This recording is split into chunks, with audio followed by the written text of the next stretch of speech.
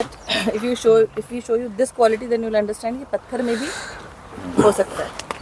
So you can even click. बहुत है. पत्थर का पैमाना काफ़ी है और ये एक ही टाइम में गड़बड़ करता है. ये रिलेट कर पाओगे आप अपने वहाँ से. वहाँ पर जो मैंने अपना सॉइल देखा है ना, वो बारीक रेतीला पत्थर है. बारीक. और ये पत्थर का साइज़ बड़ा है. उसमें आपको समझ में ये वाला आएगा जो यहाँ पर मिलेगा.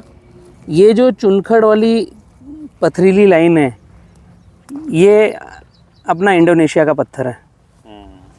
ठीक है.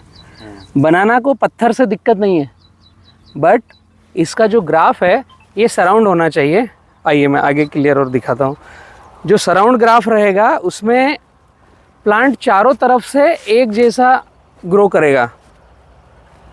अगर आप यहाँ पर देखें इस प्लांट को, तो इसके नज़दीक कोई पौधा नहीं है, सारे पौधे सराउंड में हैं. तो जब इसका पत्ता आएगा ना, तो ऐसे ओवरलैप नहीं होगा, जिगजैग होगा. हाँ, ये मक्का है, मेज इंटरक्रॉप है. अभी आप अगर रिलेटेड भी समझना चाहो तो हम जो इंडोनेशिया में कर रहे हैं, हमने किया 9 फीट. ठीक है. और 4 फीट. ठीक है. यहाँ पूरा उल्टा है. ये भी 9 है. ये प्लांट से ये प्लांट भी 9 है. और ये 5 है. ठीक है. लेकिन सामने पौधा नहीं है.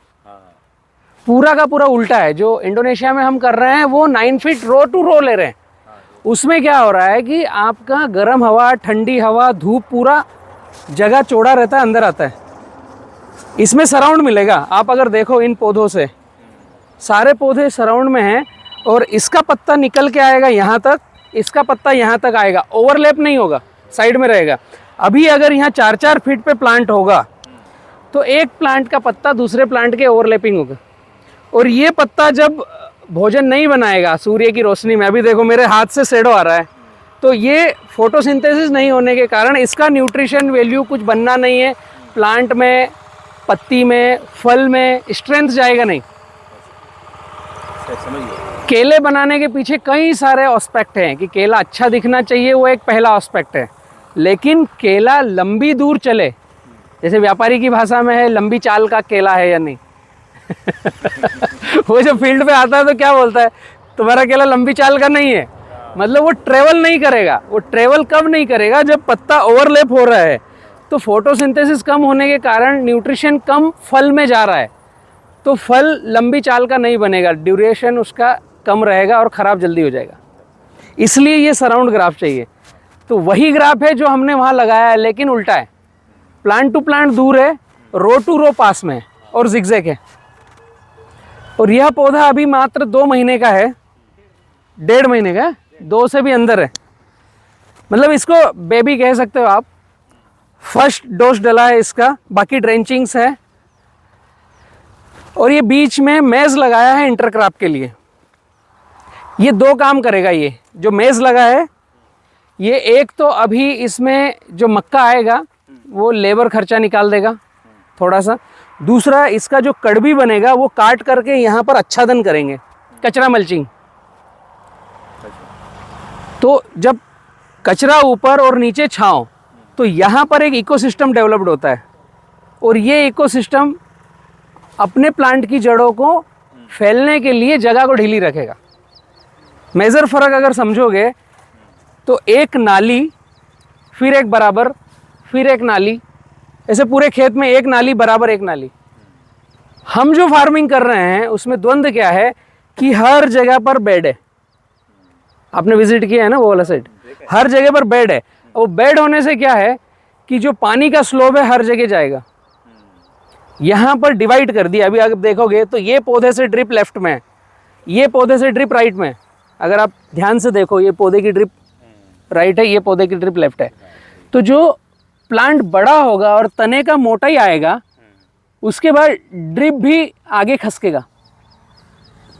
इधर अगर ड्रिप होता तो स्लिप होके नीचे आ जाता, इधर ड्रिप होता तो स्लिप होके नीचे आता. इसलिए अपोजिट रखा है कि ड्रिप को बार बार मैनेज ना करना पड़े और पानी का बहाव उधर रहे, इसका बहाव उधर रहे.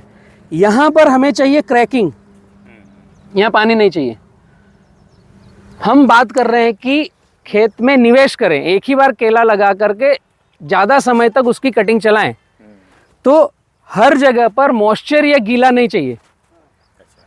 यहाँ भी गीला, वहाँ भी गीला, वहाँ भी गीला, तो केले में 365 दिन पानी रहने से जड़ों में फंगस आएगी।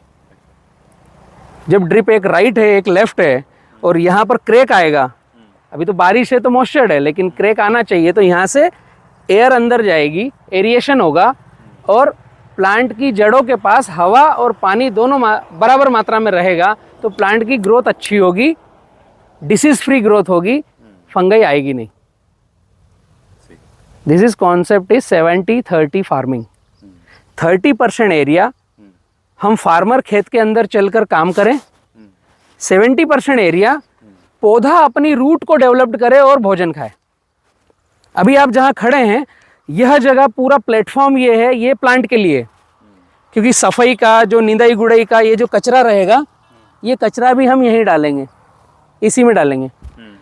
और ये जगह बिना पानी, बिना कचरे, बिना खाद की हमारे चलने के लिए, और ये जगह खाद की, कचरे की और बिना कल्टीवेशन की प्लांट के लिए डिवाइड किया है। पूरे फील्ड को 70-30 में डिवाइड किया है। अभी ये शायद सफाई कर रहे हैं, ये आपको दिखेगा कि कचरा कैसे कहाँ डाल रहे हैं।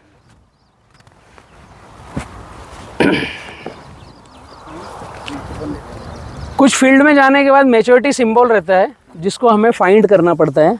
अगर आप देखोगे यहाँ पर तो ये पत्ता फट रहा है। वैभव, ये पत्ता जो फट रहा है, कभी कभी फार्मर जो नया रहता है उसको समझ में आता है कि मेरा केला फट क्यों रहा है, गड़बड़ हो गया है। लेकिन यह 1.5 से 2 महीने का पौधा सही चल रहा है, स्पीडली भाग रहा है और ग्रो हो रहा है, तो पुराना पत्ता जो है वो फटेगा ही। पुराना पत्ता जो है नए पत्ते से छोटा रहेगा, नया पत्ता बड़ा रहेगा। अगर आप इसका सही से आकलन करें, छोटा, बड़ा, फिर बड़ा, फिर बड़ा, फिर बड़ा, फिर बड़ा, लास्ट वाला और बड़ा। केले की पहचान ही है कि पुराने पत्ते से नया पत्ता एक स्टेप आगे आना चाहिए, एक थंब आगे आना चाहिए।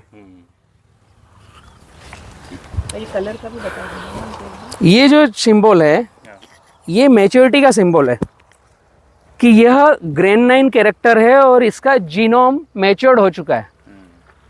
लैब से फील्ड में आने के बाद कुछ समय के बाद यह कलर आना चाहिए, 1 महीने से 3 महीने के बीच में, 30 डेज टू 90 डेज।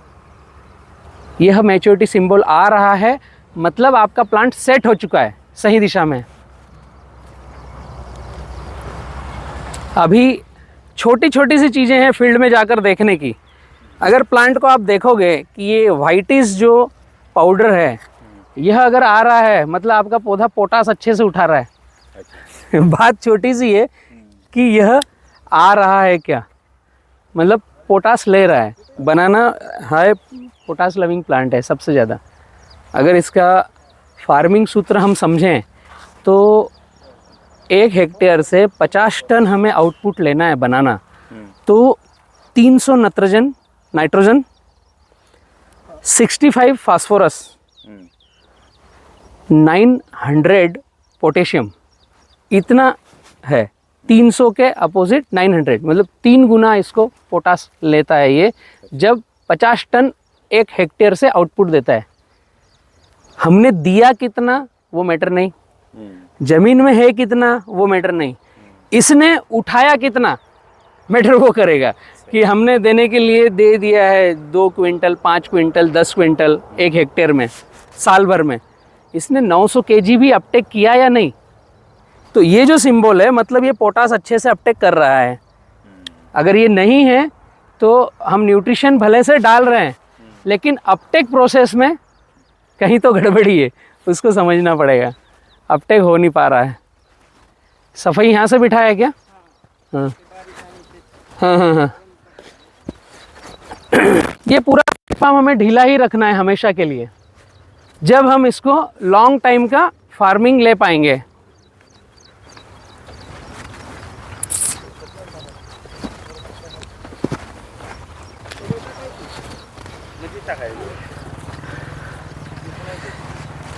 अभी सफाई प्रक्रिया में हम क्या कर रहे हैं, ये बेड में पूरा कचरा छोड़ रहे हैं।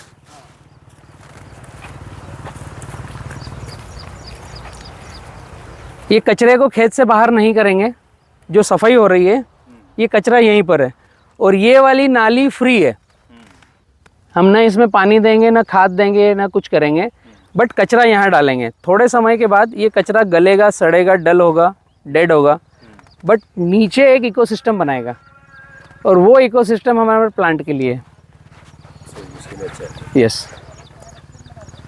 ये जो डबल प्लांट आ रहे हैं ये निकल जाएंगे, इसकी ज़रूरत नहीं है, अनवांटेड प्लांट है ये। कोई फील्ड में 2 प्लांट रहते हैं, वो जर्मिनेट होके आगे आ जाते हैं, ये निकल जाएगा ये।